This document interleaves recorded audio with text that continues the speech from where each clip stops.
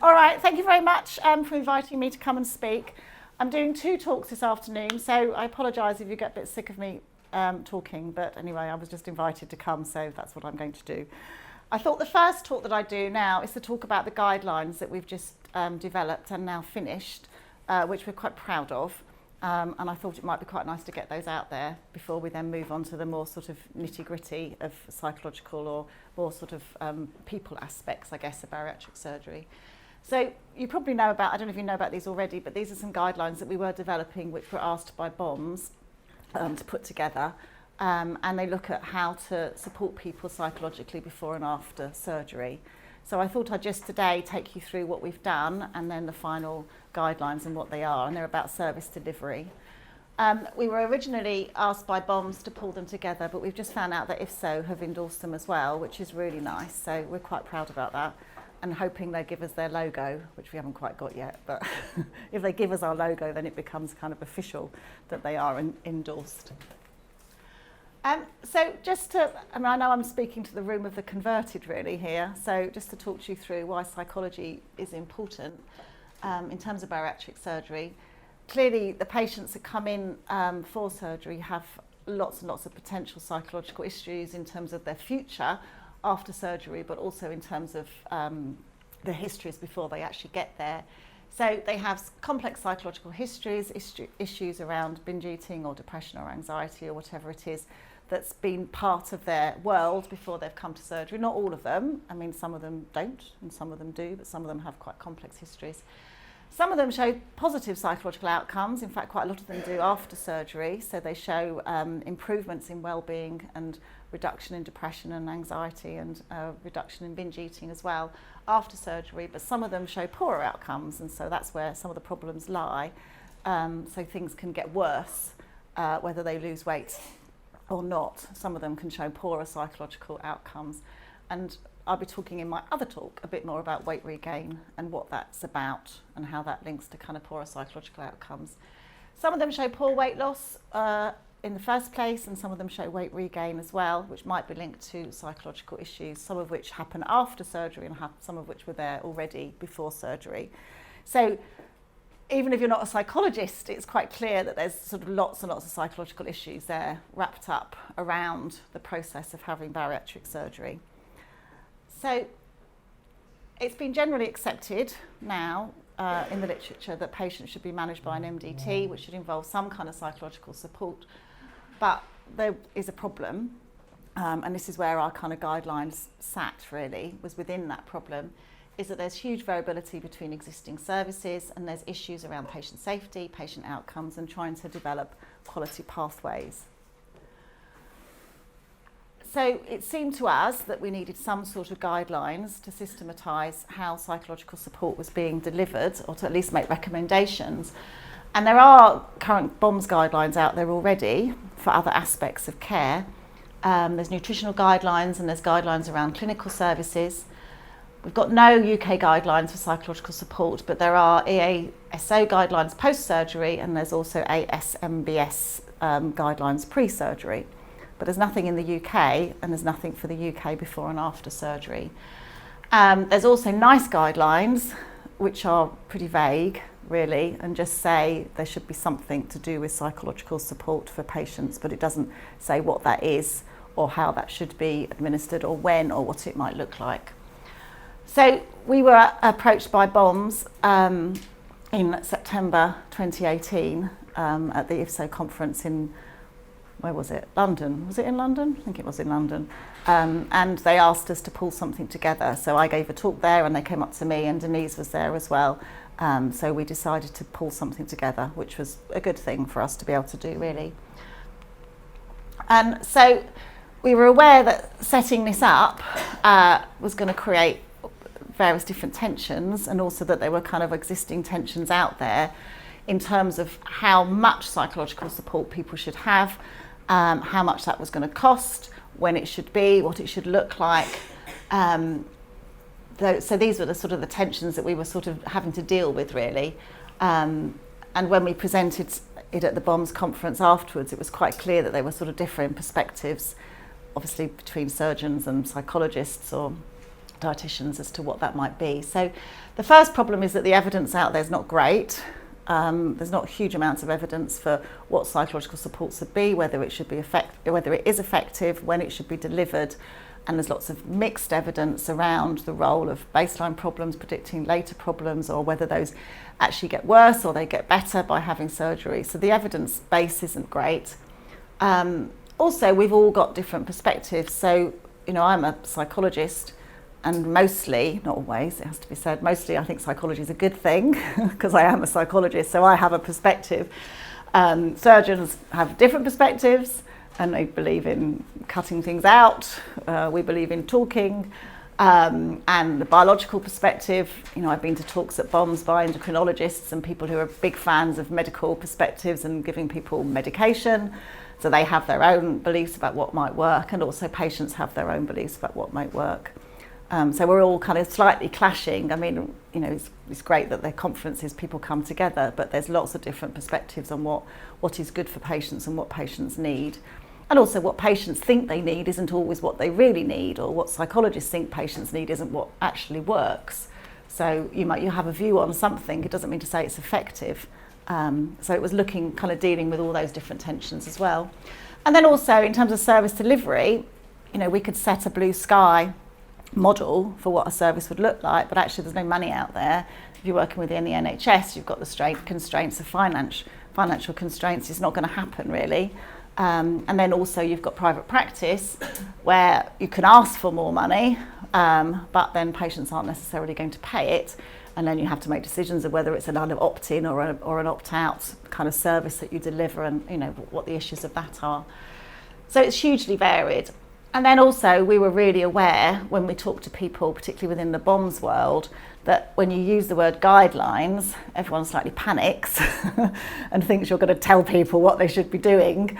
I'm an academic. I don't like being told what to do. I certainly don't like to be told what to do, and I suspect surgeons like it as little as the rest of us do. So there was definitely a tension around what was our guidelines going to be. Were they going to be prescriptive, or were they going to be advisory, really? So that was the context to it as well. So what we decided to do was to do our best, really, and to develop guidelines, pre and post guidelines for patients having surgery, to pitch ourselves somewhere between a blue sky model, which wasn't going to be feasible and never was going to get delivered by anybody, to something that was a bit too pointless, really, and wasn't going to add anything to the existing system, but to recognise that we were doing a sort of pragmatic approach. It was going to be flexible because there's loads of different patients out there with loads of different needs, and there's loads of different services with different structures, and there's loads of different access to funding. So it was going to have to be flexible, it was going to work. We were going to work at patient safety and having a quality pathway, and we were trying our best to try and please everybody, I guess, and match different kind of perspectives. So have that to kind of work. So this is what we did. So I thought I'd just take you through how we did it. There were different stages. We reviewed the evidence, we had expert input. So these were developed by myself. So I'm an academic health psychologist, so I do research, that's what I do. I don't see patients, I'm not clinically qualified. I do research and I teach, so I'm aware of the academic background to it. And then we had Denise Ratcliffe and Vanessa Snowden-Carr, who I'm sure you're aware of, who are both clinical psychologists who have worked in bariatric services for a long, long time and have got lots of real life patient experience and are very much aware of working in the NHS but also working in the private sector, and the constraints that both those systems place upon them, but also the reality of working with patients. And then we got lots of feedback. So we developed a thing which we then sent out to feedback. We presented it at BOMs and we got feedback from the floor. Someone here, where are they, was saying that they were there. They did that. We sent around our notes and people filled in their notes and told us what they thought about it. And then we had a floor discussion where, I can't remember who it was, someone was quite aggressive. I can't remember who that was, but most people weren't. Then we went to the special interest group where we got feedback from them, and also we got feedback from service users as well. So we had everyone's different perspectives. It went through various iterations. It went to BOMs Council. We then presented it to the ASO. We got further feedback from there, and then a couple of weeks ago it was presented to IFSO, and they had a vote and they decided to adopt it. So just to take you through those different stages, the evidence base, we did a review of the evidence, and we looked at psychological assessment pre-surgery, pre and post-surgery, and then the specific psychological issues. So we've actually pulled together 3 reviews of the literature. They are brief literature reviews, they're not systematic reviews. We were trying to kind of map out what literature was there, to have a look what the gaps were and see if we could make any kind of sensible conclusions really. And the conclusions were the evidence was not great, it's a bit mixed, quite inconclusive, and that in terms of pre-surgical assessment it had lots of different roles, so that was all a bit problematic. We couldn't really decide what that should be, but it could be to exclude patients, it could be to provide psychological intervention, or it could be to monitor or to educate. In terms of psychological support, it could address mental health issues, but it could also be psychoeducational. It could be delivered by qualified mental health professionals, or we could upskill existing health professionals already working in the bariatric surgery. And also that different mental health issues require different types of support. I mean, the word which keeps coming up is different. So different patients, different needs, different mental health problems, different timing, different, all that sort of stuff. So it's a mixed old bag really that we're trying to deal with. From the expert meeting, the 3 of us got together and I told them about the evidence base, which was kind of that, and then they told me the reality of what it's like to run a service, and we brainstormed what that service might look like, and the pair of them drew upon their years and years of clinical experience and dealing with patients and setting up services and what might work and what might not work. The feedback that we got from our different sources basically said no one size fits all, I suppose, for everything across the board. There's variation between patients, variation between services. People were very keen on the idea of upskilling, which is a very interesting idea, but also slightly contentious because people are a little bit possessive of their roles. Do we upskill everybody to do everything, or how much training do you need to be able to do what a clinical psychologist does, or what add-ons would there be? So, but people are keen on upskilling. Whole issues around funding, just saying it's not going to happen, we've got no money. The need for us to be realistic, and I think the surgeons particularly were kind of, our feedback to them was we need to still carry on with if you tell us that things are going to have to be too good, we won't be able to do that. And then we will fall short all the time. And I think that's what their fear was, that if we set the standards too high, there would always be a gap, and then they would look like they were not achieving or not performing as a service. So they wanted us to be very realistic about what was feasible, really, within the constraints of service delivery.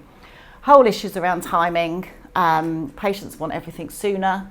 They want everything, really, all the time and sooner. So they just want more and more and sooner.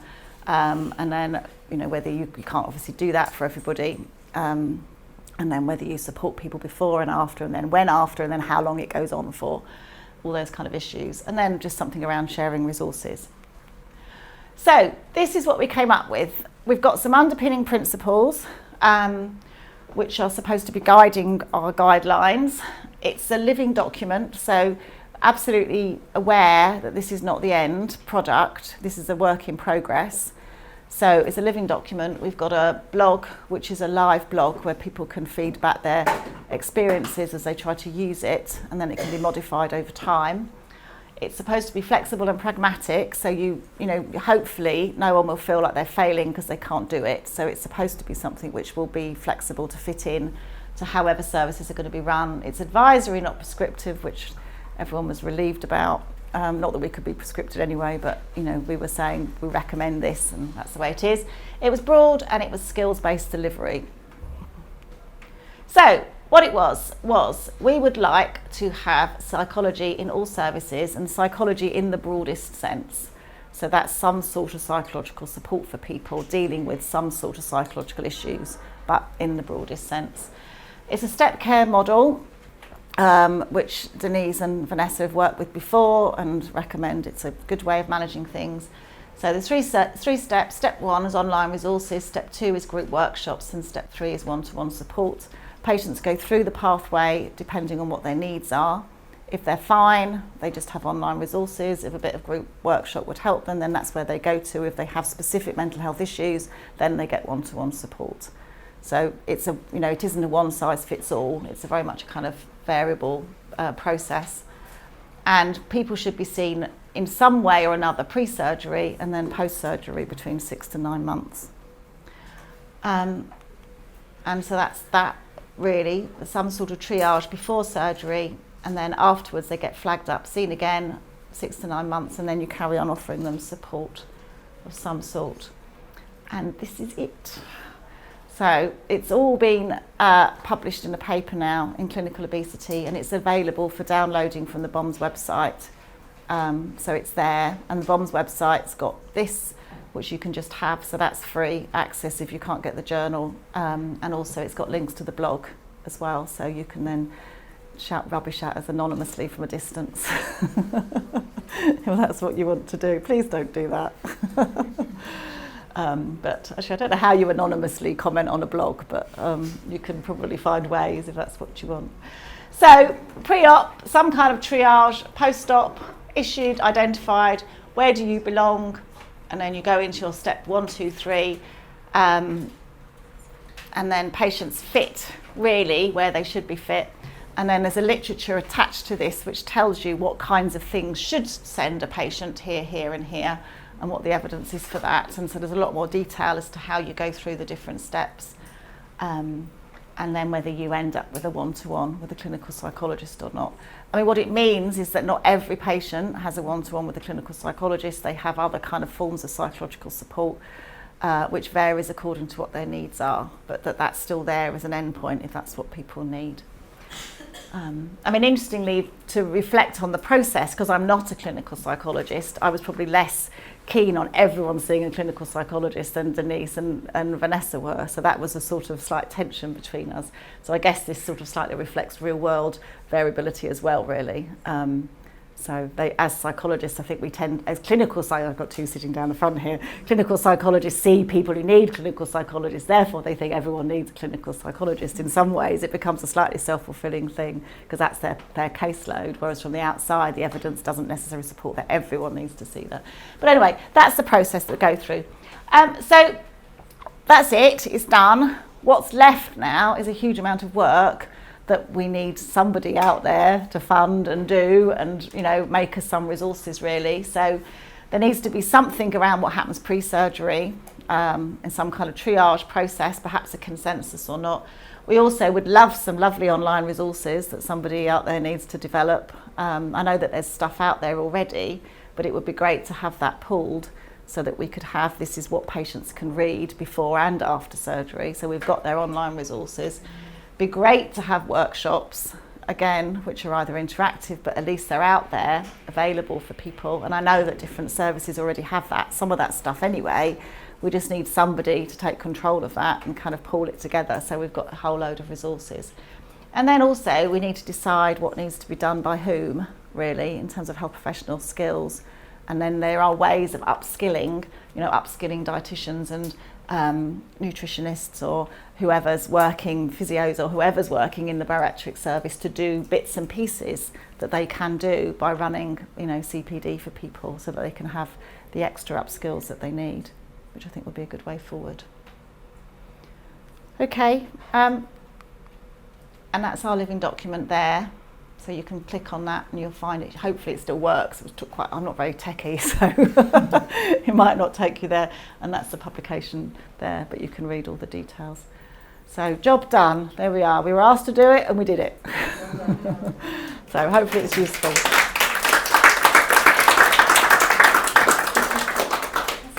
Should I take questions or should we? Should we take all the questions right at the end after everyone's spoken?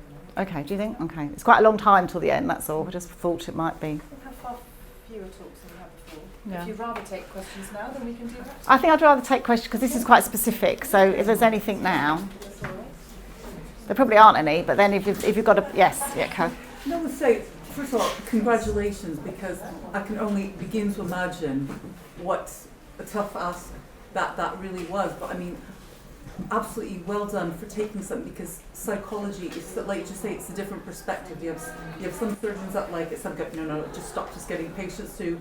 But everybody's got an opinion on it. So, but for you to actually take all of that and lay what I think is an absolutely amazing foundation. I think you're so right about it being advisory as opposed to prescriptive, because I think that invites conversation and really healthy debate, and I think that's how we can bring this forward. And you know, if you put yourself on qualitative research, so I like to put myself in different people's shoes to see how they think, but that's my world. I know no one else thinks like that, but I just think it's amazing what you've done. But I love the way you've done it, and just that, I think that openness and that leaving it open to debate is a really great thing to do, and just thank you so much for that. I think it's a really great tool.